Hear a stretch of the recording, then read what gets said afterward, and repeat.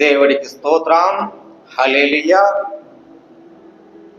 ప్రియమైన బిడ్డలారా, సహోదరులారా, మీరందరూ క్షేమంగా ఉన్నారని దేవుడు మహాకృపతో అనుదినములో ప్రార్థిస్తున్నాం.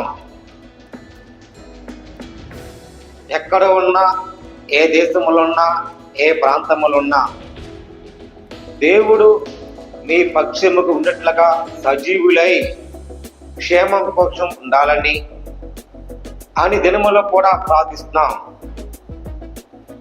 మరి ఈరోజు వాక్యముతో మీ ముందుకు మాట్లాడిపోయే అంశం, చిన్న ప్రార్థన చేసుకుని వాక్యంలోకి వెళ్తామండి. పరిశుద్ధమైన ప్రేమగల తండ్రి యేసయ్య, కృపగల దేవా, నీకు స్తోత్రాలు తండ్రి. మా సహోదరులందరినీ ప్రేమించండి. నీ భద్రత అనిక్షరములో కాపుదల సహాయం ఇచ్చాక కృప చూపించండి. ఏ దేశములో ఉన్నా, ఏ ప్రాంతములో ఉన్నా, ఎక్కడ ఉన్నా నివసించిన ఆత్మీయులందరికీ సజీవులతో ఉంచి సహాయం దయచండి. కుటుంబాల కొరకు, ఆరోగ్యం కొరకు అన్ని విధాలు పెట్టి, బిడ్డల చదువుల కొరకు, జాబుల కొరకు అన్ని విధాలు పెట్టి, డబ్బు లేక అప్పు పాలైపోయి నిస్సహాయకులు ఉన్నట్లుగా ప్రతి కుటుంబముల కోసం అన్ని విధాలు పెట్టి ప్రార్థిస్తున్నాం. ఏ దేశంలో ఉన్నా, ఏ ప్రాంతంలో ఉన్నా, తెలుగు 2 రాష్ట్రాల్లో ఉన్న ఆత్మీయులను సహోదరులను ప్రేమించండి, భద్రత ఉంచండి. కుటుంబంతో క్షేమం కోసం ప్రార్థిస్తున్నాం. కృపగల దేవా, స్తోత్రాలు తండ్రి. ప్రతి దినములు అనుక్షణములు నిన్ను స్తుతించి ఆరాధించి పరిశుద్ధులై ఉన్నట్లుగా నీ సహాయం కోరుకుంటూ, నీ సాక్షిగా ఉన్నట్లుగా సహాయం అందించమని క్రీస్తు యేసు పరిశుద్ధాత్మ పేరట నీకే సమర్పించుకున్నా పరమ తండ్రి. ఆమేన్. ప్రార్థనలండి. దేవుడు మీ కుటుంబాన్ని దీవించాలని మరి ఈరోజు వాక్యముతో అన్ని దినములో ప్రార్థిస్తాం. ఈరోజు వాక్యముతో మరి మంచి సందేశం వలని ఆశగా ఉంది, ఆశపడుతున్నాను. ప్రియమని సహోదరులారా, మనం లై ఉండండి అంటే ఈ లై ఉండండి అని మన హృదయము పరిశుద్ధులై ఉండండి. ఈ లై ఉన్నట్టుకి మనం పరిశుద్ధంగా ఉండాలి. పరిశుద్ధులై ఉన్నట్టు మనం ప్రార్థిస్తున్నామా? ప్రార్థన నీకు విజయం ఇస్తుంది. లై ఉండటం ప్రార్థన నీకు ప్రతిష్ఠ ఇస్తుంది. లై ఉండటం. ప్రియమైన సహోదరులారా, అన్ని ప్రాముఖ్యమైనది పరిశుద్ధులై ఉండటం. ఈ పరిశుద్ధులై ఉండటం, మన హృదయము పరిశుద్ధంగా ఉండటమే గొప్ప లక్షణం. అదే 1 పేతురు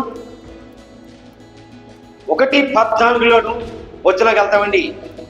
నేను పరిశుద్ధుడు కనుక మీరు పరిశుద్ధులై ఉండండి. రాయబడినది అంటే దేవుని మనం పరిశుద్ధంగా ఉంటున్నామా, పరిశుద్ధులై ఉంటున్నామా, ఈ పరిశుద్ధ హృదయమని పాపిష్టిగా చేసుకుంటున్నామా, పాపములో మూలిగిపోతున్నామా అని మన ఉదాహరణతో వెళ్ళిపోతాం. కానీ పరిశుద్ధంగా ఉండాలని, పరిశుద్ధంగా నిన్ను ప్రేమించాలని, పరిశుద్ధులై ఉండాలని ఆశతో దేవుడు ఈ లోకానికి తండ్రి ఆజ్ఞాపిస్తే పరిశుద్ధ దేవుడు కుమారుడిగా ఈ లోకానికి వచ్చాడు. నిన్ను పరిశుద్ధ బాగు చేయడానికి.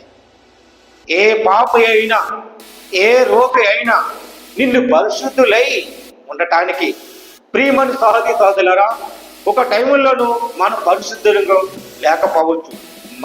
మాట హృదయములు పెరగవచ్చు. కానీ మన పరిశుద్ధ హృదయము నిన్ను సృష్టించిన వాడు నిన్ను పరిశుద్ధులై ఉండాలని నిన్ను ప్రేమించాడు. నిన్ను ప్రేమించి కాబట్టి, నిన్ను విధానం బట్టి కాబట్టి నువ్వు పరిశుద్ధంగా ఉండాలి. పరిశుద్ధుడివై నా దేవుడు పరిశుద్ధంగా హృదయం మార్చాడు. నిన్ను మార్చినప్పుడు మన పరిశుద్ధంగా ఉండాలి. అప్పుడు అదే కుట్టినాడు రాయబడింది. అంటే నీ పేరు గ్రంథంలో రాయబడింది. ఏ పేరు? నీది ఏ పేరైనా నువ్వు పరిశుద్ధంగా ఉండాలని నీ పేరు రాయబడింది. ప్రేమైన సోదరులారా, అదే విషయములను మన పరిశుద్ధులై ఉండటం కదా. అదే మొదటి వచనం. రెండవ వచనంకి వెళ్తామండి. కొలస్సీయులు 3:18 అక్కడ వివేదులై ఉండండి. మొదటి వచనం ఏంటండి? పరిశుద్ధులై ఉండండి. రెండవ వచనం వివేదులై ఉండండి. ఈ వివేదులైన చాలా ప్రాముఖ్యమైనది. ఎలాగంటే ఇది కొలస్సీయులకు 3:18 చిన్న మాట అయిపోయిందండి. భార్యలారా మీ భర్తకి వివేదులై ఉండండి. ఈ రోజుల్లో భార్యలు భర్తకి వివేదులు ఉండాలి, కానీ ఉండలేకపోతాం. సమస్యల వల్ల ఉండలేకపోతారా? ఆర్థిక సమస్యలో ఉండలేకపోతారా?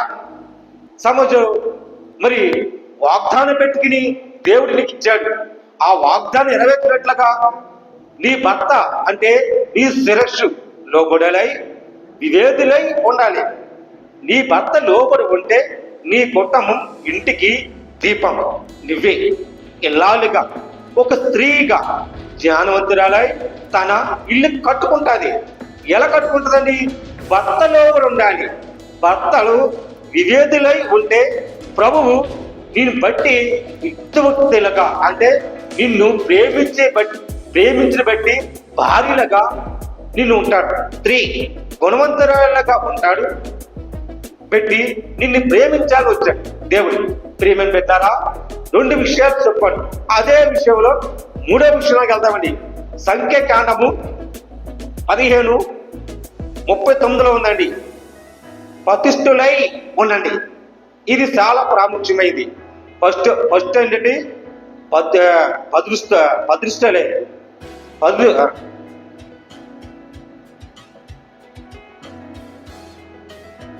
పరిశుద్ధులై ఉండండి.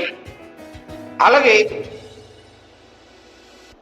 మనం దేవుడు ఎలా వాయిపడాడో అదే విషయంలో వద్దాం. 2 వివేకులై ఉండండి.